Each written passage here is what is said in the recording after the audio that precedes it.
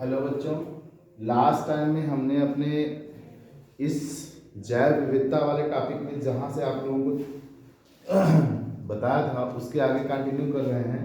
और आज हमारा जैव विविधता का पादप का वर्गीकरण समाप्त होगा, जिसमें हम बस एक आपको बता दें, अनावृत्त बीजी और आवृत्त बीजी पौधों में क्या अंतर होता है। अनावृत्त बीजी पौधे और आवृत्त बीजी पौधों में क्या अंतर देखने को मिलता है। जैसे ही यह हमारा टॉपिक खत्म होगा वैसे हमारा शुरू हो जाएगा जंतु जगत का वर्गीकरण। जंतु जगत में हम आ जाएंगे, फिर हम इसके बारे में बात करते हैं। तो पादप में जो हमारा ये है आपका जिम्नोस्पर्म तथा एंजियोस्पर्म में जो डिफरेंस है, डिफरेंस बिटवीन जिम्नोस्पर्म, अनावृत्त बीजी को जिम्नोस्पर्म कहते हैं एंड आवृत्त बीजी को एंजियोस्पर्म कहते हैं। Difference between the gymnosperm and angiosperm. ठीक, तो हमने बहुत ज़्यादा डिफरेंस या अंतर को नहीं मेंशन किया है, सिर्फ चार को बताया है, बेसिक बातें बताई है जिससे आप इनको पहचान लेंगे। सबसे पहला, अनावृत्त बीजी पौधों को नग्न बीजी पौधे बोला जाता है, ये तो आपको पता है। अनावृत्त बीजी पौधों को नग्न बीजी पौधे बोला जाता है, ये आपको पता है। तो नग्न बीजी के पौधे क्यों कहा जाता है? क्योंकि ओव्यूल्स, बीजांड के चारों तरफ कोई कवरिंग नहीं होती है। तो मैंने पहला ही लक्षण यही लिया है, बीजांड, ओव्यूल्स।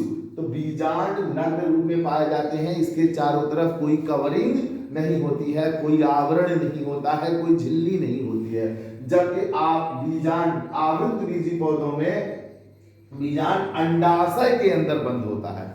बीजांड, ओव्यूल जो है ओवरी के अंदर बंद पाया जाता है। तो ओवरी के अंदर बंद है बीजांड, तो बीजांड कवर हुआ कि नहीं ओवरी से, इसलिए ये कवर्ड होता है, ये नॉन कवर्ड होता है। कवर्ड ना होने के कारण इसे हम नग्न बीजी भी कहते हैं। अब आता है अंडक। अंडक जिसको हम लोग कार्पेल कहते हैं। तो अंडक का अभाव होता है किसमें? अनावृत्त बीजी पौधों में कार्पेल या अंडक का अभाव होता है। जबकि आवृत्त बीजी पौधों में अंडक एक व्यवस्थित संरचना है, जिसमें अंडाशय ओवरी, वर्तिका, वर्तिका स्टाइल और वर्तिकाग्र स्टिग्मा में विभेदित होता है। अगर आप इसका फिगर ऐसे बनाए ना, तो देखिए ऐसे करके ऐसे आता है और फिर यहाँ पे ओवरी बनती है, ये पूरा अंडक कहलाता है ना। वर्तिका, वर्तिका, वर्तिकाग्र, वर्तिका, अंडक, स्टिग्मा, स्टाइल, स्टाइल और ये ओवरी, ये पूरे तीन भाग जो पूरे होते हैं, इन सब को मिला करके फाइनली हम क्या नाम देते हैं? अंडक। क्या नाम देते हैं? अंडक, कार्पेल। तो इसमें तीन भागों में पूरा मतलब बटा हुआ बताता है, और उसमें बटा हुआ नहीं है, मतलब उसमें तो है ही नहीं, अंडक का अभाव है। बात समझ में आ गई? चलिए आगे देखते हैं। वाहिकाएं और सहकोशिकाएं, वेसल्स और कंपेनियन सेल्स। तो जाइलम ऊतक में वाहिका का, जाइलम ऊतक में वाहिका का, जबकि फ्लोएम ऊतक में किसका? सहकोशिकाओं का अभाव पाया जाता है।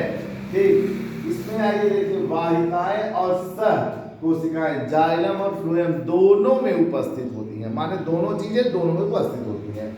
वाहिकाएं कहाँ? जाइलम में पाई जाती हैं, और सहकोशिकाएं कहाँ पाई जाती हैं? फ्लोएम में पाई जाती हैं, ये उपस्थित होती हैं।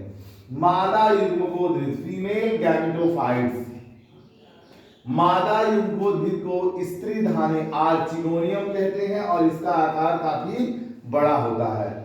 मादा युग्मकोद्भिद को आर्चिगोनियम कहते हैं, और इसमें इसका आकार बड़ा पाया जाता है किसमें? अनावृत्त बीजी पौधे में। जबकि आवृत्त बीजी पौधों में इसे हम भ्रूणकोश कहते हैं, एम्ब्रियोसाइट कहते हैं, और इसका आकार प्रायः छोटा होता है। ठीक, यहाँ हम स्त्रीधानी कहते हैं, यहाँ हम भ्रूणकोश कहते हैं, ये बात याद रखना है। अब आता है जंतु जगत का वर्गीकरण। शुरुआत होती है हमारे जंतु जगत के वर्गीकरण से। तो जंतु जगत के वर्गीकरण में सबसे पहले हमको ये जानना है कि पूरे जंतु एनिमल किंगडम को कितने भाग में बांटा गया है। तो देखिए, एनिमल किंगडम को दो भागों में, प्रोटोजोआ और मेटाजोआ, दो भागों में बांटा गया है। प्रोटोजोआ और मेटाजोआ। प्रोटोजोआ में एक कोशिकीय जीव आते हैं और मेटाजोआ में बहुकोशिकीय जीव आते हैं, ये पहचान रखनी है। अब जब हम प्रोटोजोआ में देखते हैं जिसमें अमीबा, पैरामीशियम, यूग्लिना ये सारे जीव आते हैं, इनको हम पढ़ेंगे अभी। और मेटाजोआ में जब चलेंगे तो इसके दो भाग होते हैं, एक कशेरुकी इनवर्टिब्रेट, अकशेरुकी इनवर्टिब्रेट, और एक कशेरुकी जिसको कहते हैं वर्टिब्रेट। कौन कौन से, फिर से ध्यान दीजिए, जब मेटाजोआ में चलते हैं तो दो भाग आते हैं, कौन कौन से, अकशेरुकी और कशेरुकी। अकशेरुकी में कुछ संघ हैं, संघ पोरीफेरा, दूसरा संघ, पहला ये हो गया, दूसरा यहां शुरू होता है पोरीफेरा। पोरीफेरा में स्पंज वगैरह आते हैं, Cnidaria, Coelenterata, Platyhelminthes, Aschelminthes, Annelida, Arthropoda, Mollusca और फाइनली काइनोडर्मेटा। कुल मिला के ये 9 संघ हो गए यहां से यहां तक अकशेरुकियों में। अकशेरुकियों में 9 संघ, प्रोटोजोआ, पोरीफेरा, नाइडेरिया या सिलेंट्रेटा, चौथा प्लेटीहेल्मिन्थीज, पांचवा स्क्लेहेल्मिन्थीज, छठा एनीलिडा, सातवां आर्थ्रोपोडा, आठवां मोलस्का, नौवां काइनोडर्मेटा। अब आते हैं कशेरुकी में। कशेरुकी में आपको कार्डेटा मिलेगा और कार्डेटा को फिर आगे डिवाइड किया जाता है। तो आज हम अपने वीडियो में ये बता रहे हैं आपको कि हम अकशेरुकियों का पूरा स्टडी कर लेते हैं और तब फिर कार्डेटा का वर्गीकरण फिर हम आपको बताएंगे।